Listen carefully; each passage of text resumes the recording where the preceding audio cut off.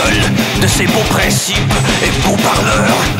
Et tu voudrais que nous tirions sur ce voile de Maya qui te masque la vérité au regard. Allons-y, dévoilons en quelques mots ce que, derrière les portes closes, nous y faisons et ferons pour toujours. D'abord, nous estimons que tu n'es pas en mesure de tout comprendre. Vaut mieux te faire travailler et ne jamais te laisser le loisir de cogiter. Cela pourrait ainsi corrompre ta nature docile. Une fois épuisé, brûlé, lessivé par l'ouvrage, nous te retournerons chez toi. C'est dans l'ennui et les yeux mi-ouverts que nous te retournerons à ta tâche. Le lendemain matin, d'aller au travail.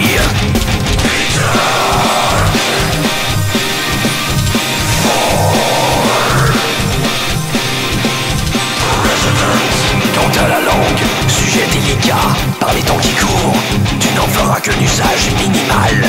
Allô? Oui, comment puis-je vous servir?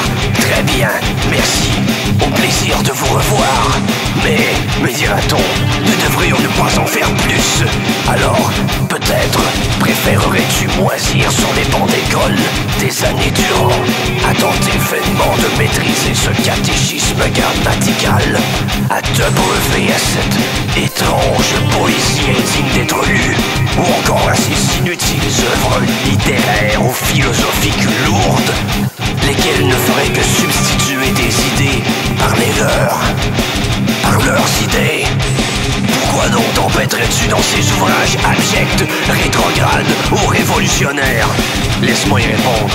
Pour rien. La langue, tu n'auras pas à la tourner cette fois avant de gaspiller ta salive.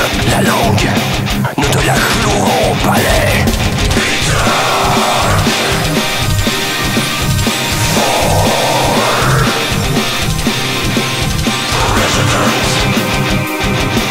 Ah oui, je t'entends déjà le dire, que cette idéologie manque d'éthique, qu'elle n'est pas démocratique.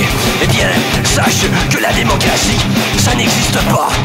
Ce que tu estimes être un choix politique éclairé lorsque tu fais la queue avant de passer à l'isoloir, puis à l'urne, c'est simplement le choix que nous t'avons déjà insufflé dans ton cerveau, engrossé par nos idées. À ce moment, nos serviles serviteurs médiatiques auront déjà pris la peine de démoniser nos adversaires et de louanger nos loyaux représentants et de faire avaler les idées que nous avons conçues pour toi. Ainsi, nous t'aurons fait comprendre pour qui et quoi voter. De toute façon, saurais-tu mieux faire que ceux qui s'y connaissent? Non, en nous savons et nous t'apprendrons que la démocratie, elle n'est pas éthique, elle est utopique.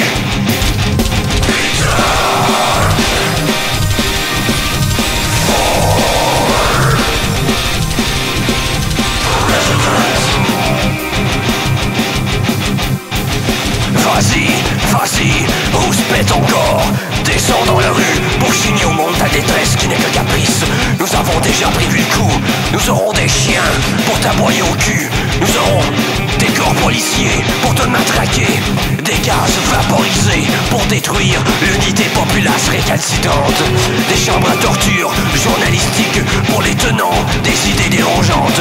Nous te crierons dans toutes les maisons. Reste chez toi ou au travail, mais ne sors pas. Fais ce qu'on te commande et laisse au rencard ce que tu quémandes. Fais ce qu'on te commande et laisse au rencard ce que tu quémandes. D'ailleurs, comment être charitable à cette main frêle et mollasse qui nous est tendue? Comment éprouver quelque chagrin en voyant ses yeux inclinés vers le bas, feignant la détresse et le désespoir? Le désespoir, tu connais?